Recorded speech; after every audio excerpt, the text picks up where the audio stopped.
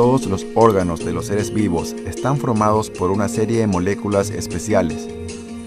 A estas moléculas que se encuentran exclusivamente en los organismos se las llama biomoléculas. Las biomoléculas vienen a ser los compuestos orgánicos que encontramos en los seres vivos. Dentro de ese grupo vamos a encontrar lo que son los carbohidratos, que incluyen azúcares y almidones, los lípidos, que incluyen aceites, grasas, ceras, las proteínas y los ácidos nucleicos son los principales grupos. En biomoléculas tenemos, la mayoría son una unidad pequeña, que en este caso son los aminoácidos, que es lo que decimos un monómero.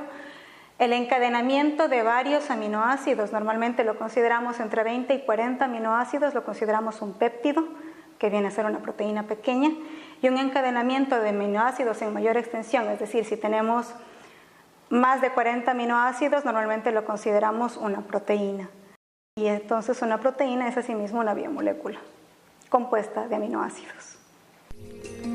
Uno de los términos claves para entender la composición y estructura de estas moléculas es CHONSP. Es la reunión de los símbolos químicos de los elementos presentes en las biomoléculas. C, carbono. H, hidrógeno. O, oxígeno. N, nitrógeno. S, azufre. Y P, fósforo. Para decirlo en otras palabras, las moléculas están constituidas por CHONSP. La importancia de las biomoléculas reside en que conforman a los seres vivos. Asimismo, realizan funciones como la de constituir la estructura celular o realizar alguna actividad funcional. Cuando hablamos de proteínas, hablamos de compuestos, de lo que llamamos biomoléculas, que son elementos esenciales en la composición de los seres vivos. Estamos tratando de que, por ejemplo, en peso seco, las proteínas corresponden alrededor del 50 al 60% del peso o de la biomasa de un organismo. ¿Qué es una proteína? Por ejemplo, una proteína es muy similar como cuando nosotros queremos armar una pared. Una pared, ¿cómo la armas? Comienzas a colocar diferentes tipos de ladrillos, ¿no? Y cada ladrillo va constituyendo una hilera, ¿no? ¿Verdad? Y esto, si lo vas aumentando, se va pegando más ladrillos, terminas formando una pared. Algo similar ocurre con las proteínas.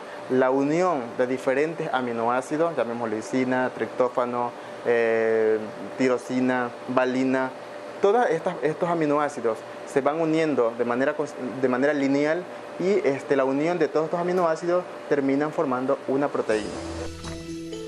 ¿Sabías que la palabra proteína viene del griego protos, que significa lo más antiguo o lo primero? Las proteínas son moléculas de enorme tamaño formadas por aminoácidos.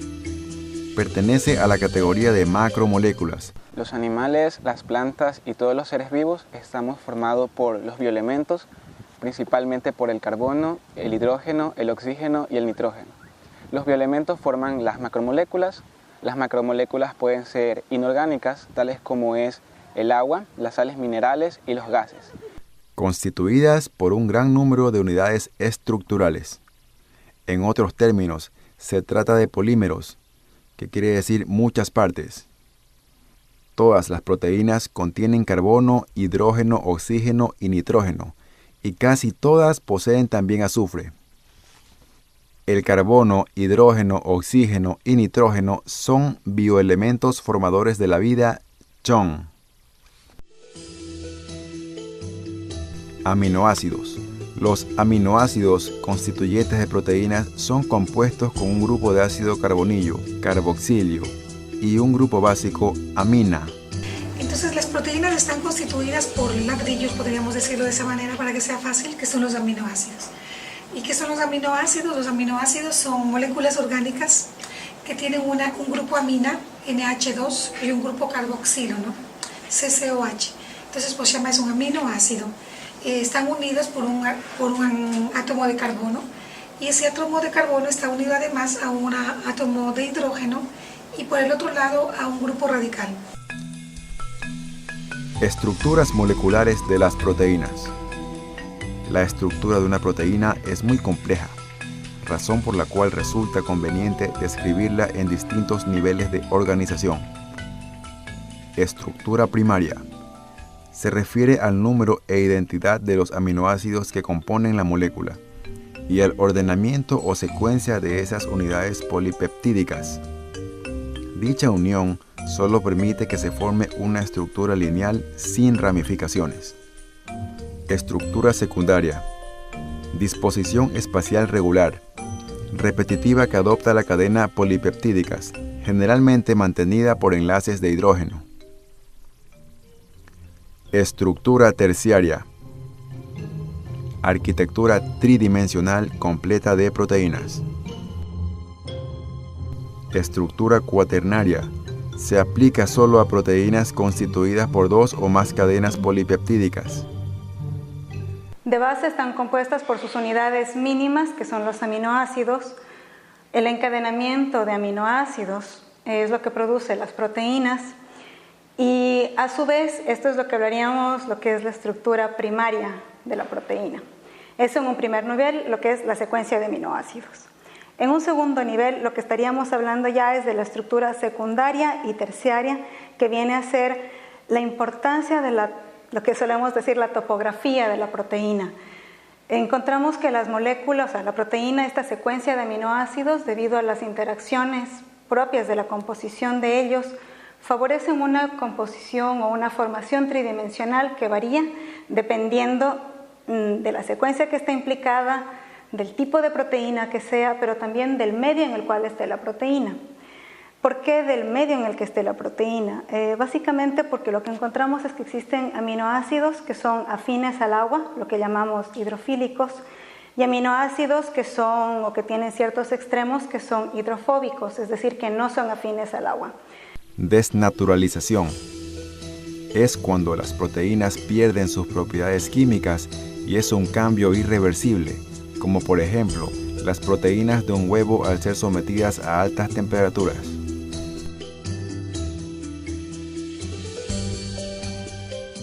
Entonces nosotros ponemos, por ejemplo, un huevo en una sopa, eso va a estar hirviendo por horas. Y entonces ese proceso de calentamiento, como conocemos, pues va a desnaturalizar las proteínas. Y pudiera darse el caso que sea tanto el tiempo expuesto que las proteínas terminen totalmente degradándose y ya no sean útiles en este caso para el cuerpo. Por eso que es recomendable preferentemente, por ejemplo, consumir, qué sé yo, legumbres.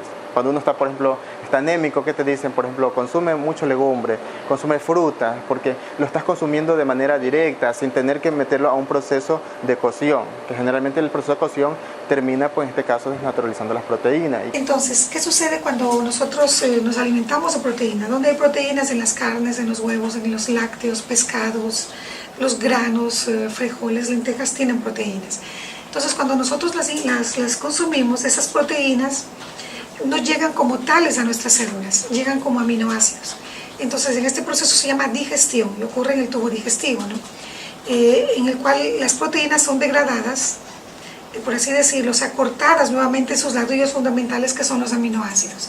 Eso comienza a ocurrir en el estómago, pero termina de ocurrir en el intestino delgado.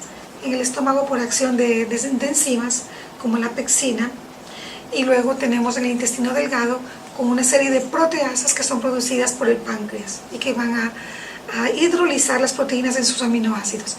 Los aminoácidos, ellos sí van a pasar a la sangre y luego van a pasar al hígado, van a pasar al músculo y a las células que lo necesitan como tales. Y nuestras células con estos aminoácidos van a construir sus propias proteínas. La traducción es cuando la información genética, o sea, lo que está en el ADN, en nuestros genes, es traducible en proteína. Y se llama traducción porque el lenguaje del ADN es un lenguaje basado en bases nitrogenadas. Amina, citosina, guanina, son bases nitrogenadas. Y ese lenguaje es traducido, son 4 letras, es traducido en proteínas. Las proteínas describen, como lo decíamos hace un rato, como con 22 aminoácidos. Entonces las proteínas se sintetizan en el citoplasma de las células, en unos pequeños organitos celulares llamados ribosomas. El ribosoma tiene 2 subunidades, como ven aquí, 2 subunidades. ¿Qué ocurre con las proteínas cuando nosotros las ingerimos? Las proteínas son los ladrillos fundamentales de cualquier estructura orgánica, de cualquier organismo.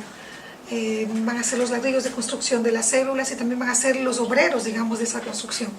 Las enzimas son proteínas, como decíamos, los anticuerpos son proteínas, el citoesqueleto celular que da la estructura de las células son proteínas, lo que está fuera de la célula receptando o los canales por los que entran los nutrientes dentro de una célula son proteínas.